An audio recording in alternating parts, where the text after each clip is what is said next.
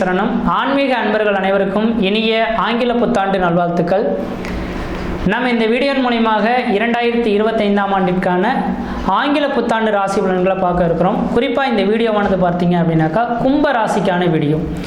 இந்த கும்பராசி அன்பர்களுக்கு இந்த 2025ஆம் ஆண்டு எப்படி இருக்க போகுது அப்படின்னு பார்க்கறதுக்கு முன்பாக, கும்பராசி அன்பர்களின் வாழ்க்கையில் கடந்த ஒரு 4 வருட காலகட்டத்தில் பெரிய லெவலில் இழப்புகளை சந்திச்சிருக்கீங்கன்னு தான் சொல்லணும்.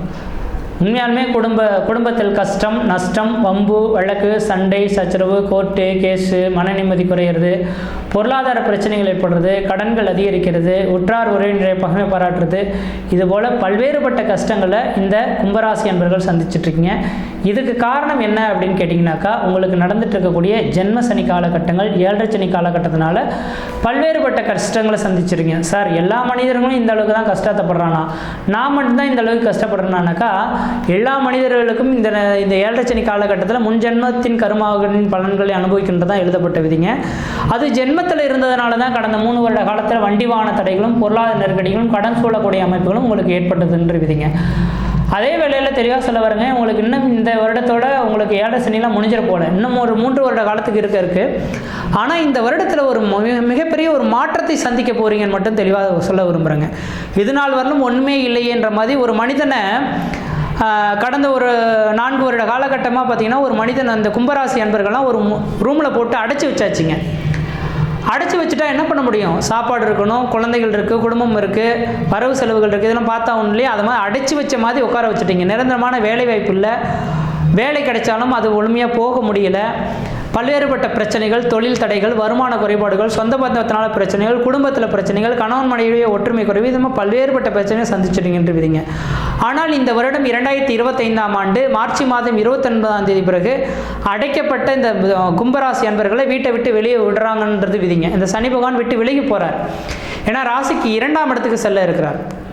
2ஆம் இடமானது தனம், வாக்கு, குடும்பம், கல்வியை சொல்லக்கூடிய இடங்க. அப்போ 2ஆம் இடத்துக்கு செல்றதுனால பெரிய அளவில் பாதிப்புலேருந்து மீண்டு வர போகிறீங்க, பிரச்சனைகள்லேருந்து மீண்டு வர போகிறீங்கன்னு மட்டும் தெளிவுபடுத்த விரும்புகிறேன்.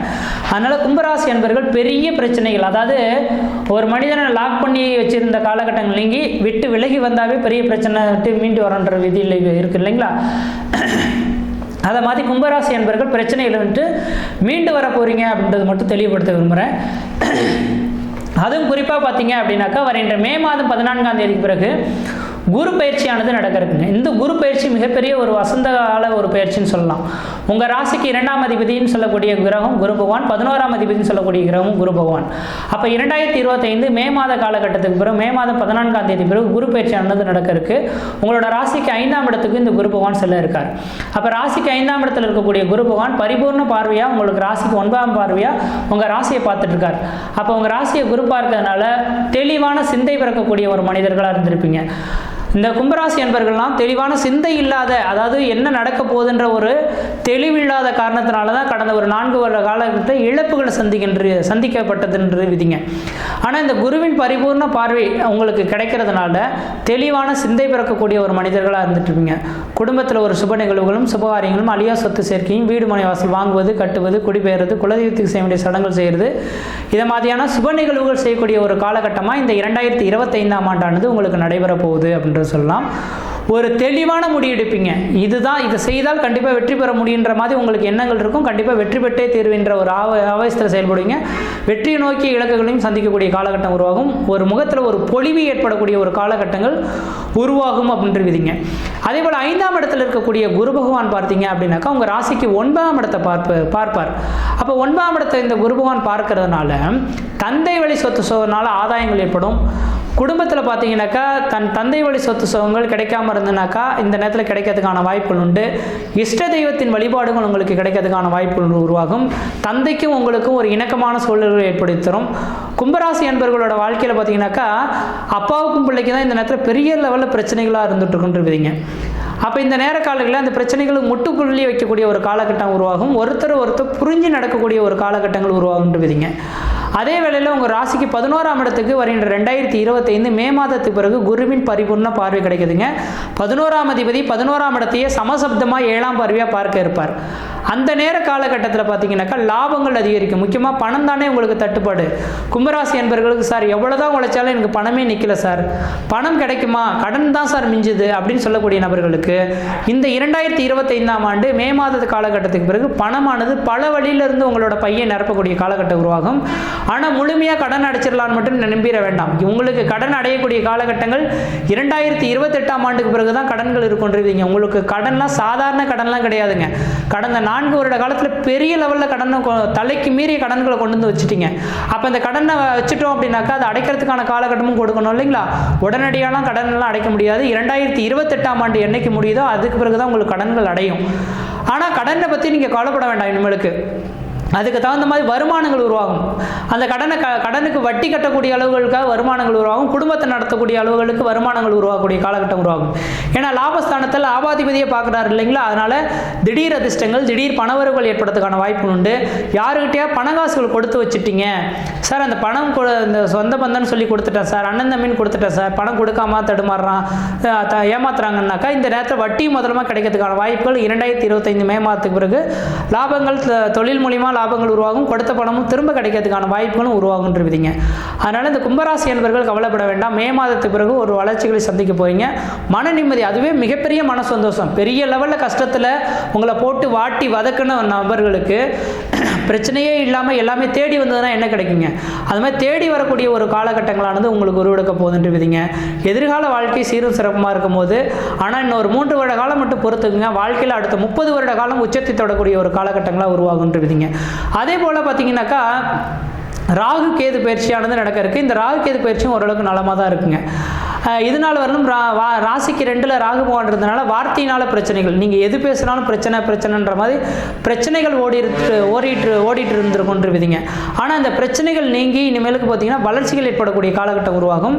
ஏன்னா ராசிக்கு 2ஆம் இடத்துல இருக்கக்கூடிய ராகு பகவான் ராசியிலே வந்து இருக்கிறதுனால எதையும் நம்மளால் சமாளிக்க முடியுன்ற ஒரு தேக ஆரோக்கியம் உங்களுக்கு கிடைக்கும். ஆனால் 7ஆம் இடத்துல வரக்கூடிய கேது பகவானால் அந்த அளவுக்கு வளர்ச்சிகள் கிடையாது. அப்போ என்ன செய்யணும்? கும்பராசி அன்பர்கள் எல்லாமே 7ஆம் இடத்துல கேது பகவான் வர்றதுனால கணவன் மனைவி இடையே ஒற்றுமை குறைவுகள் ஏற்படுறதுக்கான வாய்ப்புகள் உண்டு. ஒருத்தர் யாராவது கொஞ்சம் கோவப்பட்டு பேசினால் ஒரு கொஞ்சம் விட்டு கொடுத்து போனீங்கன்னா பிரச்சனைகள் வராதுன்றீங்க. இல்லையே இந்த காலகட்டத்திலையும் கொஞ்சம் பிரச்சனைகள்னால கோர்ட்டு கேஸ் வாயில் பதியை சந்திக்கக்கூடிய காலகட்டங்கள் கூட உருவெடுத்துடலாம். அதனால் கொஞ்சம் சிந்தித்து செயல்படணுன்றீங்க. அதே போல் திருமணம் சார்ந்த விஷயங்களுக்கு இந்த வருட காலகட்டங்கள் உங்களுக்கு வாய்ப்பு தரதுக்கான வாய்ப்புகள் இருக்குது. ஆனால் சரியான வரனை தேர்ந்தெடுக்கணுன்றீங்க. 7ஆம் இடத்துல கேது பகவான் இருந்தால் சொந்தத்தில் பொண்ணு கட்ட மாட்டீங்க, அந்நியத்தில் போய் தேடி பொண்ணு கட்டுவீங்க.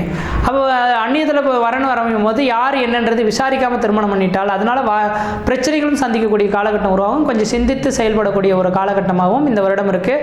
அதே நேரத்தில் திருமணம் நடைபெறதுக்கான ஒரு வாய்ப்புகளும் இருக்குது. அந்த திருமண விஷயத்தில் மட்டும் யார் சரியான நபர் தான் தேர்ந்தெடுக்கிறோமான்ற மட்டும் சிந்தித்து செயல்பட்டால் இந்த வருட காலகட்டங்கள் திருமணத்துக்கான வாய்ப்புகள் உருவாகுன்றீங்க.